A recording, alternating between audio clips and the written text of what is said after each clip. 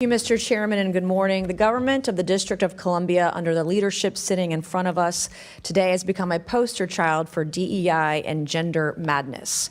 This has led to government. Mr. Chairman, this is not a concert. This audience can just settle down. I want to reclaim my time. Stop the clock, and the gentlelady's right. Under the rules of the House, the chairman is responsible for maintaining order and preserving decorum in the committee room. I expect audience members to be respectful of the committee, so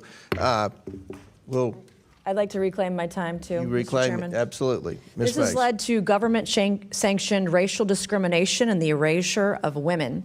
Article 1, Section 8, Clause 17 provides Congress plenary authority over the District of Columbia.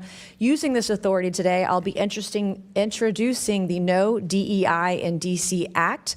This bill will rip the DEI and gender bender nonsense out of the D.C. government root and branch, and restore common sense and equal treatment under the law. As the individuals charged with writing D.C. laws, signing D.C. laws, and enforcing D.C.'s laws, we have some questions for you on the meanings of some of the curious terms we have found in the D.C. Code. My first question for Mayor Bowser, it's yes or no. The D.C. Code makes numerous references to, quote, structural or institutional racism. Do you believe the D.C. government is structurally or institutionally racist? Yes or no? Yes or no? Is D.C. government racist, institutionally racist? Yes or no? All right, you can't answer the question. So my next question for Mayor Bowser, since you're going to sit there and placate or just be quiet, in Section 7-1234.02 of D.C. Code, you use the phrase child welfare involved birthing people.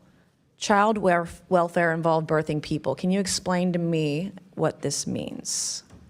I'm not that familiar with that part of the code. Okay, and so you don't know. In Section 7-1234.02 of D.C. Code, you use the phrase justice involved incarcerated and homeless birthing people and their non-birthing partners.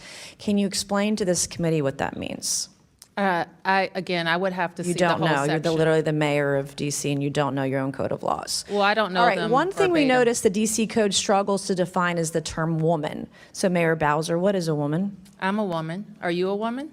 100%. Okay. 100%. I'm a woman. You're looking at one.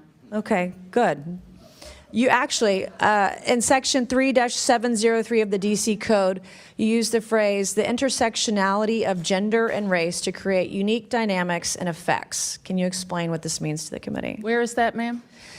Section 3-703 of the D.C. Code. Do you know what that means? No, you don't know what that means. So Chapter 14D of the D.C. Code establishes the commission. I'm happy to answer questions. Mr. Chairman, I'm going to reclaim my time. This is not her time, it's my time. You can be quiet as I ask you questions, and then you can answer them. Ms. Mace. And then you can answer them. I'm not, Mr. Chairman, this is my time, not hers. I'd like to reclaim my time. Let's make good use of the time, Ms. Chair Mace. I'm making very good use of my time. Ms. There Mace. it You're is. making my point. You're the mayor of D.C., and you don't even know your own code of laws. What is a birthing person? I would assume it's someone who gives birth. All right. Why don't you use, are these women? Are these moms? You think it's appropriate to call them birthing person? Can a man birth a person? Well, Be a that's birthing what person? I would call it, but I don't write all the laws, and I'm not familiar with every Can section. men get pregnant? No. Can men become women? Can a man become a woman? Yeah. Can a man become a woman? Miss Yes Mace, or no? Can a man become a woman? Yes or no? Miss Mace, I'm not here Okay, to my talk next about question, Chapter 14D of the D.C. Code establishes the Commission on Reparations and a reparations fund to provide eligible African Americans monetary reparations or other forms of redress. Is it the position of D.C. government benefits should be provided to individuals on the basis of race? I believe that the legislation requires a study.